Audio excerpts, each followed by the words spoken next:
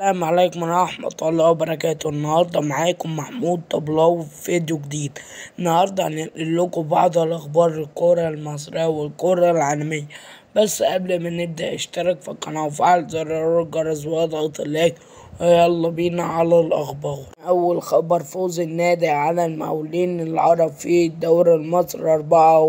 نبيل كوكا لاعب النادي الأهلي الشاب يفوز بأفضل لاعب في مباراة النادي الأهلي والمقاولين العرب الدوري المصري. محمد أبو العلا طبيب المنتخب المصري: إصابة إمام عاشور مزمنة.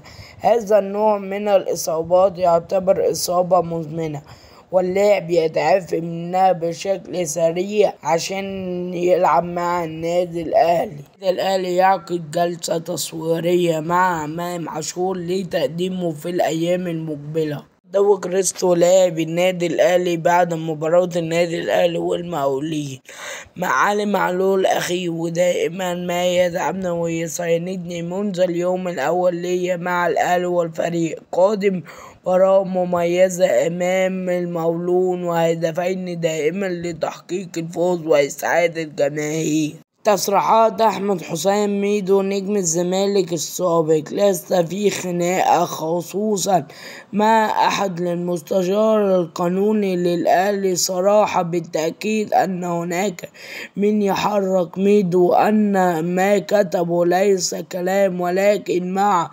احترامي لكم أسأل عن ميدو كويس وميدو له يعرف أحد أن يحرك، وهذا دائما ما تكون مشكلته الرئيسية. تصريحاته قال لسه حزين مما صرحوا به محمد عثمان المستشار القانوني لن يعلمون، وإذا كان يعلمون جيدا من المستحيل أنه بيقول ذلك ولست صغير. وأكيد مجددا إنه في خصوص مع أشخاص، ولكن هناك حقوق ستظهر خلال الفترة المقبلة وقت ستتحدث. محمد صلاح المدرب العام لفريق طلائع الجيش: هناك مفاوضات لانضمام مصطفى فتحي إلى طلائع الجيش الموسم المقبل، ومصطفى يؤدي خدمته العسكرية، وبالتالي لولا طلائع الجيش في أي تفصيل أو تعاقد لن يحدث أي شيء، لأنه طريق لطلائع الجيش وأريد جدا يتواجد مع الفريق، وبالطبع سيكون إضافة كبيرة.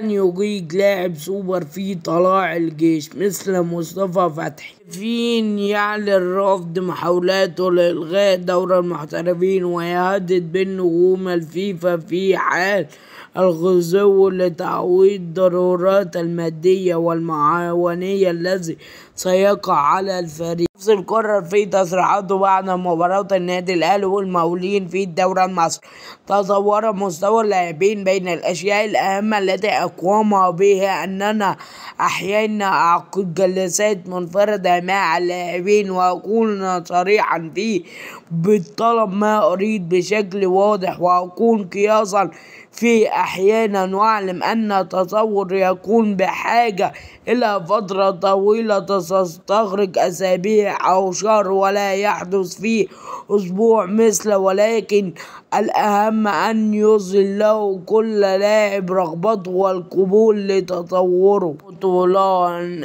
تم إقالة من سيراميكا كليوباترا إداء للأهداف المحددة وهو إبقاء الفريق في الدوري المصري وعقود النجاحات فيه. تصريحات محمود علاء مدافع نادي الزمالك: حدث التواصل بالفعل من أجل الاستمرار مع الاتحاد، ولكن تم حسم الأمور سريعا بالعودة إلى نادي الزمالك، وهو بيتي وسعادتي جدا بفترتي في الاتحاد، وأشكر الجماهير على المساندة وأتمنى لهم التوفيق. الزمالك خير على محمود علاء وشرف لي شخص لتواجدي فيه، وإن شاء الله باللاعبين الموجودين حاليا لنحقق ما يسعد الجماهير. ذلك يتعادل في الدوري المصري مع نادي فاركو. كوناني أوساريو مدرب نادي الزمالك: محمد صبحي هو حارس رقم 1 الزمالك، محمد عواد رقم 2. ويجب على عواد اتخاذ القرار هل سيستمر مع الفريق أم سيرحل عن الفريق لبحث الآن عن حارس مرمى طويل القدمين ويلعب بقدم جيدة. تصريحاته عن زيزو أهم اللاعبين في النتائج بالنسبة لي، وكان قريبا من أن يصبح هداف الدوري، ولكن طريقة لعبنا تجعل أهم مراكزنا هم حراسة المرمى وقلب الدفاع. غرابي مدافع نادي سموحة والنادي الأهلي. تحدثت مع كولر لأعرف وضعي، وهو أخبرني بكل صراحة أن فرص ستكون صعبة لأن الدفاع يحتاج إلى الكثير من الخبرات، وحلمي هو تحقيق الإنجازات مع الأهلي وأن يجعلني ذلك مؤهل للاحتراف الخارجي. وتصريحاته عن سموحة ومشاركته معاهم. فترة المشاركات هي أكثر فترة تظهر بها وتطوري بشكل جيد، وحتى على مستواي النفسي تشعر براحة، لذلك فترة سموحة أشعر خلالها بالراحة وستجويد بالفريق في الموسم المقبل، لأن عرض ممتدة للموسم ونصف، وهدفنا أن نحصل على مكان أساسي في الأهلي، وأعتقد أن تلك الخطوة ستأتي ولكن في التوقيت المناسب. مغربي كمل تصريحاته عن أيمن أشرف وقال مثل الأعلى في كرة القدم العالمية هو سيرجيو راموس، وفي مصر أيمن أشرف الذي كان دائما ما يتحدث معي وينصحني ويتمنى أن ألعب مع الفريق.